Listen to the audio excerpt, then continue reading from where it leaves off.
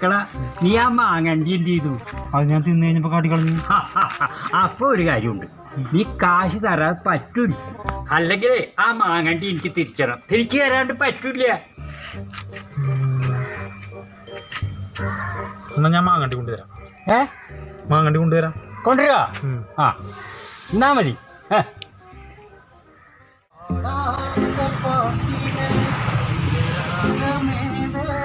ചേട്ടാ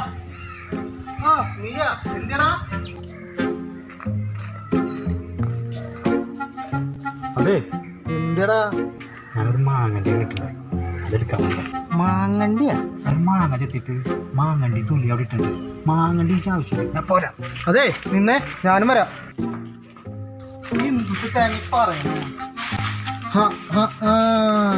നിന്റെ വീള complete waste ഇവിടെ ഇട്ടേക്കണേ.